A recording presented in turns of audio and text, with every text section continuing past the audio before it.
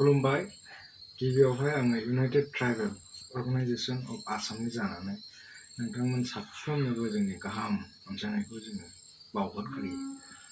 दिनै फुंनिफ्रायनो जोङो मोनसे निउसखौहाय जों खोनासंनो मोनदों, जायानाखि जोंनि थाखाय जोबोद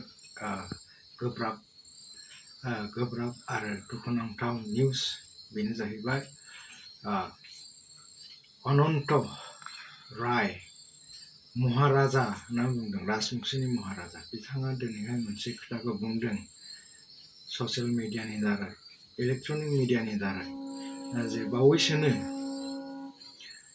वेस्ट बेंगलनि माखासे डिस्ट्रिक्टखौ लानायजों लोगोसे आसामनि वेस्टार्न आसामनि 6टा डिस्ट्रिक्टखौ लानानैहाय कमतापुर इउनियन टेरिटरिखौहाय दानाय जासिगोन होननानै बिथाङा अमित शाहजों गावजों रायज्लायनानै बे डिक्लेयारखौ होदों।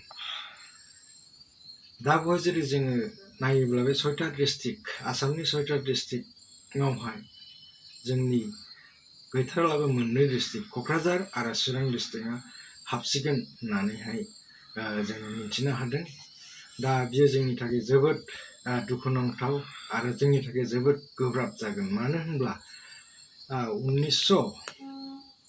1967 निफ्रायनो जेनाखि पिटिसिनि दैदेननायाव UTOA लानानैहाय जोङो बर'लेण्ड मोनसे सेपारेट स्टेटनि थाखाय जेनाखि आन्दलन खालामबोदोंमोन, बे बर'लेण्ड जायनाखि सेपारेट स्टेट बर'लेण्ड जाया जागौमोन, बेखौनो बिसोरो लानानैहाय दिनै बे बिटिआरनि 2 डिस्ट्रिक्टखौहाय लानानैहाय बेखौहाय जेनाखि बे बिजेपि सरकारा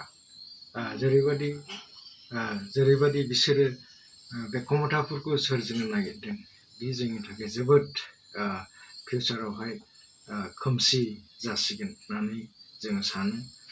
बेनिखायनो जोङो सानो बेनि थाखाय जों गासैबो दल संगठन जेसेबां दं, जोङो बिनि एगेन्स्टआव जोङो गोख्रोङै गसंथानांगौ। डेम'क्रेटिक प्रसेसआव जोङो बिनि एगेन्स्टआव प्रटेस्ट खालामनांगौ। नङाब्ला जोंनि जे सिमां, जोंनि जिनाखि एफाग्राब 5,000 जन बिदा फंबाय, बिब' बिनानावफ्रा गावनि जिउखौ बावबोबाय बे बर'लेण्डनि थाखाय, बियो जोंनि थाखाय जोबोद बिसोरनि फेलें जागोन, बा बिसोरनि जिउ होनाय बा जोंनि खस्थ' खालामनाय गासैबो फेलें जागोन, बे मिनिंलेस जागोन। बेनिखायनो खावलायदों जों इउनाइटेड ट्राइबेल अर्गानाइजेशन अफ आसामा बे इउनियन टेरिटरि बिसोरो बर'लेण्डखौ नागारनानै, बर'लेण्डनि डिस्ट्रिक्ट 2खौ नागारनानै गुबुनजोंहाय जेरै खालामो मा खालामो खालामथों, नाथाय जोङो बेनाखि 2 डिस्ट्रिक्ट बर'लेण्ड बेखौ कमतापुराव हाबहोनो नाङा। आरो जोङो बिनि थाखाय सरकारनियावहाय डिमान्ड खालामनांगौ। बेखौ जोङो गुरै गोसोजों खावलायबाय। आसा खालामो जोंनि बे प्रेस मिटनि दारै नोंथांमोना बयबो सांग्रां जागोन।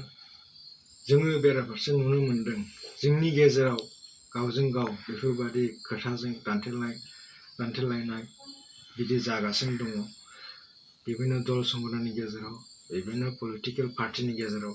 नाथाय दिनैहाय जोंखौहाय बिदि गावजों गावनो बिदि एना एनि जालायहोनानैहाय बे बिजेपि सरकारा जिनाखि पलिसि लाबाय, जों बर' जाथिखौनो धंस' खालामनो जेनाखि पलिसि लाबाय, बेनो जोङो नुबोगासिनो दङ। कमतापुर जायोबा दिनै मा जाबावगोन, बेखौ नोंथांमोना सानदो। जोंनि बुंनांगौआ बेसेनोसै। गोजोन्थों।